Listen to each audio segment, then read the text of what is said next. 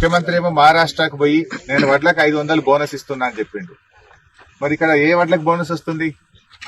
మహారాష్ట్రలో సన్నాలని చెప్పలే, మేము వడ్లకు 500 బోనస్ ఇచ్చి కొంటున్నాం తెలంగాణలో అని మహారాష్ట్ర రైతులకు దగ్గర ఓట్లు వేయించుకునే ప్రయత్నం చేస్తున్నావు. నిజమేంది ఇక్కడ?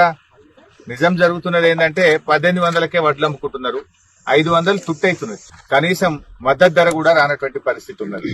అంటే 500 లోపలికి అవుతున్నారు రైతులు. అంటే ఒక్కొక్క క్వింటాల్ మీద రైతు 1000 రూపాయలు నష్టపోతున్నటువంటి పరిస్థితి ఉన్నది. అంటే ఈ ప్రభుత్వం పూర్తిగా అంటే రైతుల విషయంలో చిన్న చూపు చూస్తా ఉంది.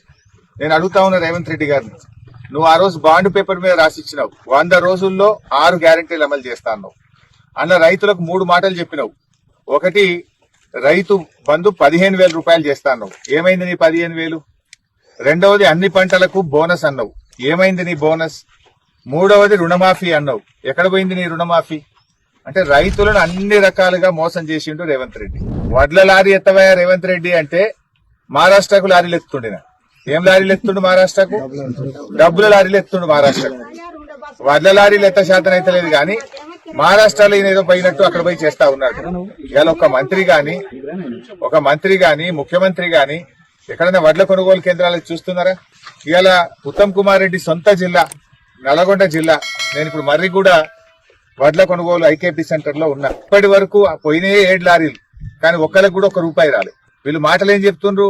మేము 48 గంటల్లో రైతులకు డబ్బులు వేస్తామన్నారు. 48 గంటలు అంటే 2 రోజులు వేయాలి. ఇవాళకి 7 రోజులైనా పైసలు పడతలేవు. ఒక నల్గొండ జిల్లా తీసుకుంటే దాదాపు 80-90 వేల క్వింటాల్ల వడ్లు కొన్నారు.